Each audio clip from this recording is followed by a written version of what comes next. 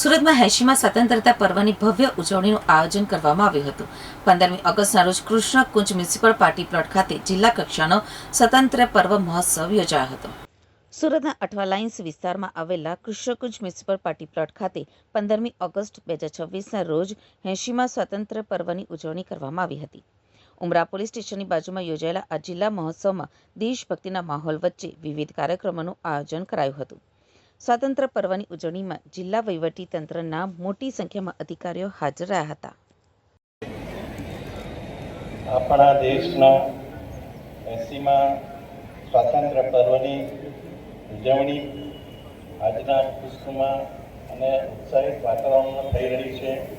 જે રીતે યુવાનો, વિદ્યાર્થીઓ, પોલીસ જવાનો અને સર્વ નાગરિકોએ જે આ પરેડનું નિરીક્ષણ વખતે ઉત્સાહ દર્શાવ્યો એ માટે સૌને અભિનંદન આપું છું, આભાર વ્યક્ત કરું છું। આજના ગૌરવવંતા દિવસે માનનીય મુખ્યમંત્રી શ્રી ભૂપેન્દ્રભાઈ પટેલના સફળ નેતૃત્વ હેઠળ રાજ્યમાં સુશાસનની ભાવના મૂર્તિમંત થઈ છે। ત્યારે વિકાસની આ દિશામાં સર્વજન હિતાય સર્વજન સુખાયના સંકલ્પને સાકાર કરવામાં સરકારની પડખે રહેનારા આપ સૌ નાગરિકો, પદાધિકારીશ્રીઓ, ધારાસભ્યશ્રીઓ, ચૂંટાયેલા બધા પ્રતિનિધિશ્રીઓ, સરકારી અધિકારીશ્રીઓ, કલેક્ટરશ્રી, કમિશનરશ્રી, સર્વે કર્મચારીશ્રીઓ અને સાથે સાથે આજના પ્રસંગે મા ભૌમની રક્ષા કાજે શહીદ થયેલા આપણા વીર શહીદો,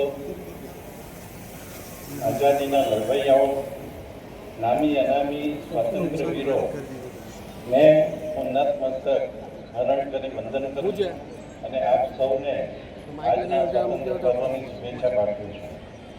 આપણે સૌ જાણીએ છીએ કે આઝાદ હિંદનું સપનું આપણા ગુજરાતના મહાત્મા ગાંધીજીથી શરૂઆત થઈ હતી। મહાત્મા ગાંધીજી, સરદાર વલ્લભભાઈ પટેલ, શ્યામજી કૃષ્ણ વર્માજી, ઝાંસી કી રાણી લક્ષ્મીબાઈ અને લોકમાન્ય ટિળક, સુભાષચંદ્ર બોઝ, ચંદ્રશેખર આઝાદ જેવા અનેક પરાક્રમી દેશભક્તોને આજે આપણે યાદ કરીએ અને નમન કરીએ। આપણે સૌ જાણીએ છીએ કે આપણા યશસ્વી વડાપ્રધાન માનનીય મોદીજીએ એમના નેતૃત્વમાં સશક્ત ભારત, સમૃદ્ધ ભારત, સ્વચ્છ ભારત, એક ભારત શ્રેષ્ઠ ભારત સાથે વર્ષ 2047 વિકસિત ભારત તરીકે જોવાની એક અનિચ્છા અને એક લક્ષ્યાંક નક્કી કર્યો છે। તેમાં માનનીય મોદીજીએ જનશક્તિને રાષ્ટ્ર શક્તિના માધ્યમ તરીકે ગણીને સૌનો સાથ, સૌનો વિકાસ, સૌનો પ્રયાસ અને સૌના વિશ્વાસની વિભાવના સાર્થક થઈ રહી છે ચોક્કસ વાત છે।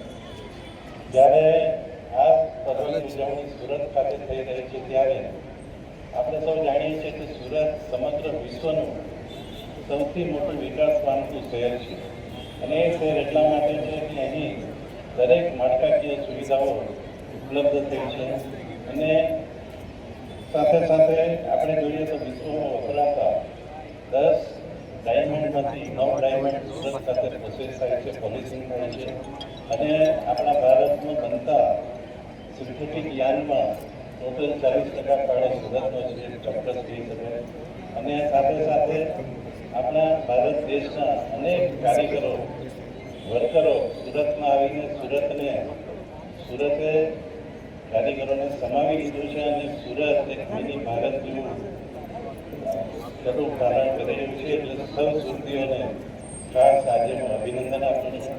આમ પણ દરેક સુરતીઓ આનંદ પ્રમોદ અને એમની લેવી સુરતી તરીકેની એક જે છાપ છે એના લીધે સુરતને સોનાની મુહૂર્ત પણ કહેવામાં આવે છે।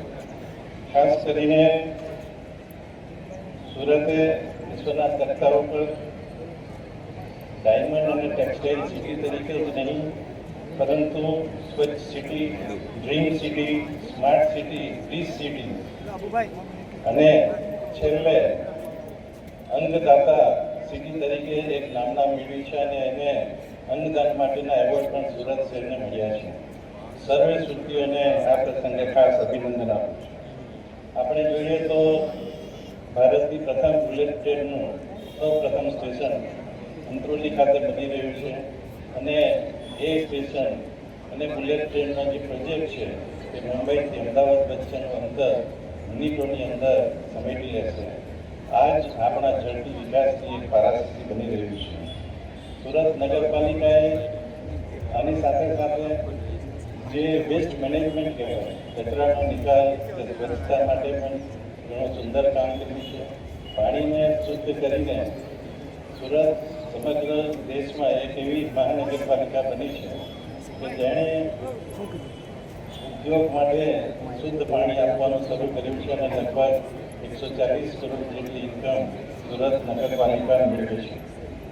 કાપડ ઉદ્યોગ પણ સુરત હંમેશા અગ્રેસર રહ્યું છે, પરંતુ કેન્દ્ર સરકારની મદદથી આપણા સુરત નજીક નવસારી ખાતે પીએમ મિત્રા પાર્ક દક્ષિણ ગુજરાતના કાપડ ઉદ્યોગ માટે નવી ઊંચાઈ આપશે.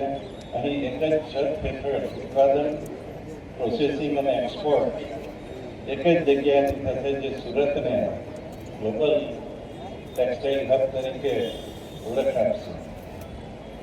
સ્વચ્છતા અને પર્યાવરણ અગ્રેસર મહાનગરપાલિકાની સૌથી મોટી સિદ્ધિ આપણે કહી શકીએ કે સ્વચ્છ સર્વેક્ષણ 2023માં સમગ્ર ભારતમાં પ્રથમ ક્રમ મેળવીને સુરતે સમગ્ર ગુજરાતને ગર્વ અપાવ્યું છે.